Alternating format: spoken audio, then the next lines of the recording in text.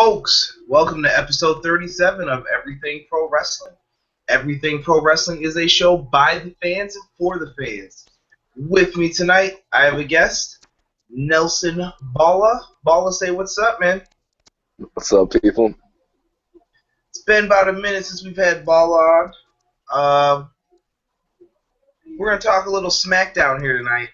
Smackdown took place in Bakersfield, California. Overall, Balla, what did you think of the episode? I actually thought it was better than Raw last night. I like that it gives people opportunity, like Bray Wyatt. You see he's more more high main event. Yeah. What happened? I said utilized. I know that was what we were looking for. Yeah, you definitely see more guys being utilized in higher profiles, and it forces the writing team, well, we got to use what we got, so one of these guys has to get pushed. Yeah, I will agree with you. I definitely think SmackDown gets the victory this week over Raw. And a lot of people are saying, oh, it's the horrible writing for Raw and things like that. I think Raw would be more enjoyable if it was 2 hours. That's just period. Raw is just very hard to sit through. It's too long. It doesn't find that happy medium. But let's get into SmackDown here. SmackDown opens up with Randy Orton and Alberto Del Rio basically talking trash backstage to each other. Alberto threatens to break his arm. Orton kind of laughs him off. Nothing too much. You get the opening video package. They get into it. Bray Wyatt comes out to the ring with Eric Rowan and cuts a promo on Dolph Ziggler about their match last week, and basically he's making excuses for why he didn't get the win. And he's interrupted by Dean Ambrose. Dean Ambrose makes fun of him, calls him a swamp goon, different things like that. And who comes out eventually? Dolph Ziggler. It looks like that Ambrose and Ziggler wind up fighting Rowan and Wyatt, which is going to lead to being the main event, obviously.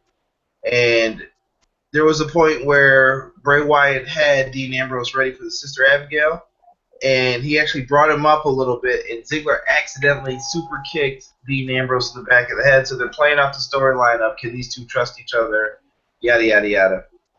Balla, let me ask you this. What do you think right now of the Dolph Ziggler Dean Ambrose feud? I actually like it because on Raw, I feel he'd be like a card. And see, that's the thing I actually like about the brand split, is you see guys who would be like trapped in the mid-card Twilight Zone, main eventing and whatnot. So I'm liking it. Yeah, I think it's real difficult for certain guys like Dean Ambrose. I'm hearing a lot of negative feedback from his interview with Stone Cold Steve Austin. And everyone's like, oh, he was so chill, he wasn't really doing anything. And I'm like, maybe that's just who Dean Ambrose was that night. Maybe he really wasn't in the mood to talk. I don't know what it was. I was okay with the interview. I'm surprised at how many people are complaining about it. I like Ambrose as champion. I don't mind it. I think because the character he portrays, his gimmick, he's a lunatic. But most people don't see that that's just a gimmick. Right. And this is him, an actual interview. Yeah, everyone just thinks he was so laid back, and I think he was fine. Like, even Austin challenged him, and I thought Ambrose brought it tonight on the mic. I thought he did fine. I mean, I guess he wants to see him more amped up. Like, yeah, this is my spot. He wants to see him caring about his spot more. Ambrose confronts Ziggler backstage. He basically tells him he owes him one. Bryan and Shane remind Dolph Ziggler, last week you said screw us, so if you two get into a fight tonight, well, screw you. I don't really care. And I like that they're not taking anyone's garbage either, and they remembered what was said last week. So kudos to Bryan and Shane McMahon for doing that. Big shout out, actually, right before we started this show off, Mauro Ranallo just retweeted me. American Alpha defeats Mikey O'Shea and Mike Vega. I actually, a long time ago, subscribed to Mikey O'Shea on YouTube, and he stopped making wrestling videos because he went off to become a professional wrestler. Well, Mikey O'Shea was the bigger guy in the black tonight, and congratulations to MB Wrestler or Mikey O'Shea, because that was real cool to see him out there. He came a long way. He stopped making videos probably several years ago. And I always told him that I'll see him in TNA, and I did see him on TNA as a security guard once. And actually, I think he wrestled the match, if I'm not mistaken, when they had the fight night. And now we see him on Smackdown. American Alpha comes out, gets the big victory. Bala, what do you think of American Alpha overall since they've come in? This is their second match. I am a huge fan of American Alpha. I think they can really be the future. I'm hoping they don't get broken up too soon because I know, most of their creative don't think. But I'm a really big fan of them. They remind me of World's Greatest Tag Team, Charlie Haas and Shelton Benjamin. They have that, angle feel to them. So I'm a real big fan of them. They're better than them. I'll give them the label of the Steiner brothers. I think they're that good. Yeah. I agree. But yet all the tag teams come out, basically start brawling. I don't know if they're trying to set up for the tag title feud that they want to have or what they're doing here, but again, it's cool to see like the Ascension on TV, because Lord knows if there was just one show, you would never see the Ascension. I really liked them on NXT as when they got their chance and they got their TV time. Then when they came up to the main roster, they kind of got shitted on, and SmackDown gives them an opportunity to get. They didn't really have that much, but at least we get to see them, and maybe in the future we'll see more of the Hype Bros and the Vaudevillians as well. Like, who knows where they would be if this was just one division, how it was previously. I understand that. I'm still not understanding this whole cross-promotion stuff between the brand split, but let me ask you this. Women's title, tag titles. Do you think SmackDown should have their own set, or are you completely against it? What are your thoughts on it? Because everyone knows I'm not for it at all. I already don't even like the brand split, but that's another argument for another time. But what do you think they need to add those belts so that they have their own titles, or?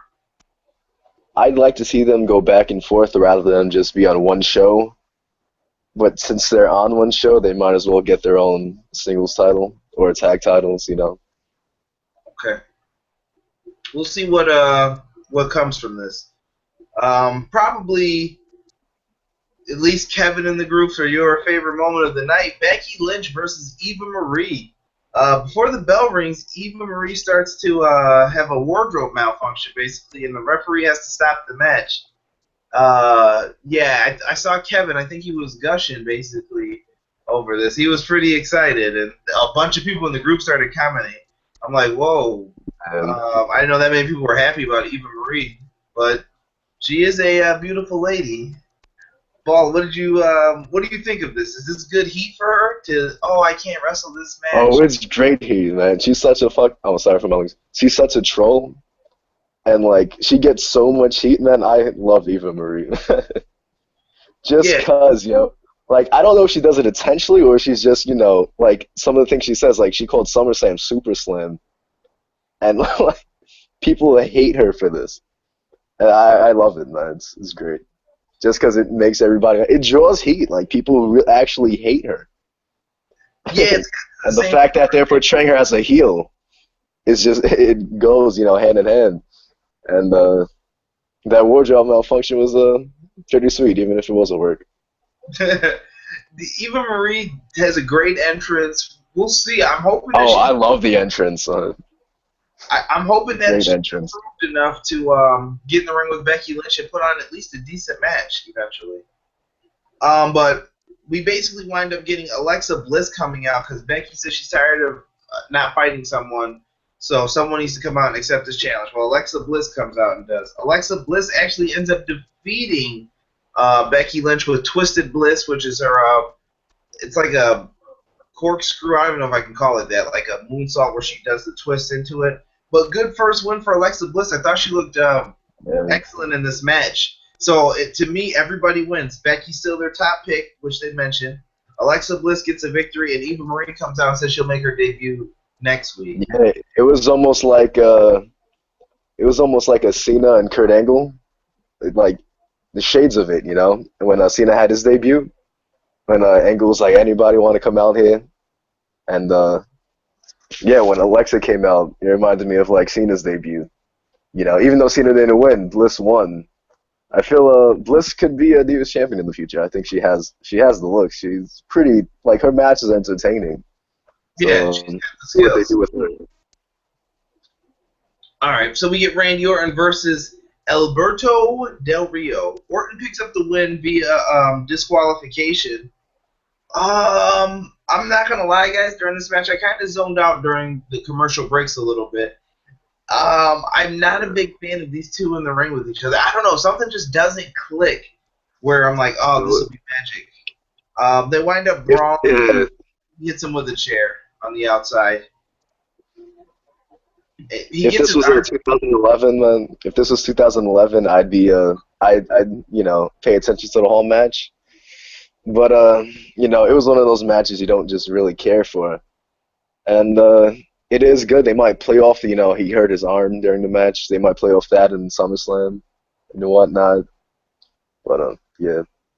Yeah, that'd be cool if they did that. I never liked that match even in 2011. It goes up there, like, if I have to see any combination of Randy Orton, Sheamus, Big Show, and Del Rio, I'm not with it. I don't know. That was when the last brand split occurred. And I just never liked those four in any types of matches against each other. Maybe they overdid it too much, and that's why. We go backstage. We got Heath Slater coming up to Rhino and asks him to let him win so he can get his job, and Rhino declines. Because Rhino's the man, and good luck in your prime. Or no, he actually got past the primary, so he's gonna be running in Michigan there. So kudos to Rhino for that. You get Miz. Miz cuts a promo on a guy in a Scooby-Doo costume in the parking lot. Why we had to see this, I don't know. The Miz says he should be on the cover of the new WWE Scooby-Doo DVD, so they're promoting the heck out of this. And wait, let me stop you. We have these I don't know what you would call these like lame Scooby-Doo segment thingies. Yeah. But people talk shit and like, oh, we didn't have shit like this in the Attitude Era. But if I'm correct, there was a moment where Sonny like slept with Elmo. So there was always these goofy ass segments, Yeah, they always had stuff like this. But Sonny was sleeping with Elmo versus arguing with Scooby-Doo. And I'm like, what is this? But it just wasn't my cup of tea. And it's Miz, so Miz is just over the top, kind of goofy sometimes. But he did his part for it. Just a weird segment. We get Rhino defeating Heath Slater. So it looks like Heath Slater is not going to be getting his job back because he had to eat a pretty nasty gore in this match. Rhino gets the big victory. Average Rhino match. Heath Slater definitely did his part. Heath Slater can make anyone look like $1 million. I'm sure we'll see him again. This isn't the last of Heath Slater. Hopefully he ends up on SmackDown. But what are you thinking right now for Rhino and Heath Slater? Are you liking the free agent storyline with Heath Slater? You think this has legs? I'm interested in it just to see where he ends up and how he does end up at that brand. Like I don't know if you saw after the match, Daniel Bryan and Shane were going to give him a contract, but he ran his mouth off, and they let him walk off. But I think he might go on Raw the next couple of weeks and try to earn a contract with them. But I'm a big fan of Heath Slater. I want Heath Slater to be. But yeah, I'm interested in it. See where it goes. Yeah. You mentioned that other part. Right before that, too, Bray Wyatt and Eric Rowan cut a promo about causes worth dying for. Kind of a weird, like, dark, mystique promo that we haven't seen from Bray in a little bit. I mean, we see him all the time previously, but since the brand split. You got Carmella defeating Natalya. Carmella comes out, cuts a promo, and basically gets jumped by Natalya. Carmella fights back. They have a ref come out, and she gets Natalya in a choke for the win. I like Carmella. I wish she was with Enzo and Big Cass. I think she would be over, and people would understand why she does all this. Yeah, I'm a big fan of Enzo, Cass, and Carmella. I love their gimmick. Maybe it's just in New York. I'm a bit biased, but I love their gimmick. I love them on the mic. They're just great. Yeah, I just think she needs to be more established or identify herself. So I think if they do at SummerSlam have like a backstage segment, I think you have these three interact like, oh hey, how you doing, blah blah blah, just so the fans know like, yeah, one day we're gonna be back together. Trust me, guys, it's gonna happen. Wink face something just to allude to that, just so she gets a little bit more over. But I think she's getting better as weeks go in. Her and Alexa Bliss were definitely my two most improved females from NXT, and Nia Jax as well. That they were definitely on the cusp of being ready, I thought. And we get to the main event, folks.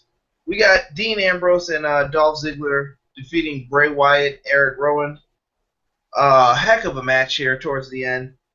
People are flying everywhere. The matches ended. Oh, and let me say this: Dean Ambrose, that last dive he took out on the floor to Bray Wyatt, that looked nasty. I thought he may have hurt himself a little bit. So WWE, please take it easy on these tope dives or whatever. Please stop having everybody do them because an injury is waiting to happen from this. Ziggler hits a beautiful super kick on Eric Rowan to pick up the win. After the match is a little bit of a celebration, and you're just waiting for the moment. Well, as soon as Dean Ambrose looks at Dolph Ziggler, he drops him with the dirty deeds and basically celebrates with the title to go off air. Balla, what do you think right now of this main event, man? You said you're digging it. You said you're feeling it. Where does Bray Wyatt fall in all of this for SummerSlam, and who do you think's walking out with the World Heavyweight title if it's up to you, or the World WWE World Championship? I actually think Dean is gonna walk out with the title, and it's kind of I'm a big fan of Ziggler, but I think Dean should hold on to it a bit longer. You know, he just recently won it. I'm thinking Bray's the next one in line to get a shot, and I feel that's what they're kind of pushing, you know, hinting at, with having Bray Wyatt get into it with Dolph and Ziggler. And he might even interfere in the match at SummerSlam. We'll see where that what happens there. But Yeah, I can even see a build up to a triple threat maybe at Backlash, is it? Their first solo pay-per-view? Something like that. Or maybe AJ's the next challenger for it. I don't know. You have so many different ways you can go with the storyline right now, so I'm definitely digging the unpredictability going on Smackdown at least. And there's rumors of trades occurring as well, and I believe we talked about that earlier, if they should or shouldn't do some of the rumored trades of 2 or 3 guys for Orton or whatever it may be. But which show are you feeling more right now? Overall, I mean, first week I know everyone loved Raw, and then the second week it was like 50-50 split on which show was better. This week it seems like more people are saying SmackDown's better. What's your show right now? I've always been a SmackDown guy. You know, I think it's a bit biased because, you know, I grew up on SmackDown. As a child, I couldn't really stay up that late on a weekday, so I would wait till Friday and watch SmackDown with Taker and all of them, Batista. And I don't know, now SmackDown got some of my favorite superstars like AJ Styles and Dean Ambrose. So I'm really feeling SmackDown, though. All right. Well, folks, that brings us to the end of this episode of Everything Pro Wrestling. A few things I have to ask of you. Hate to ask you to do this like I do every week, but got to throw it out there. Please leave a like down below on the YouTube video. Also, if you disagree with us or if you got any thoughts on the show, let's talk about it below. Even if you want to talk about WWE 2K17, they had 22 names come out today. Pretty cool screenshots. Nice Finn Balor entrance using his NXT TakeOver entrance in Dallas. Chainsaw. Yeah, that was definitely awesome to see. If you guys want to leave anything like that in the comment section, please do. And please share the video with anybody that you guys want. And also in the description is the Facebook group. If you guys want, send it out.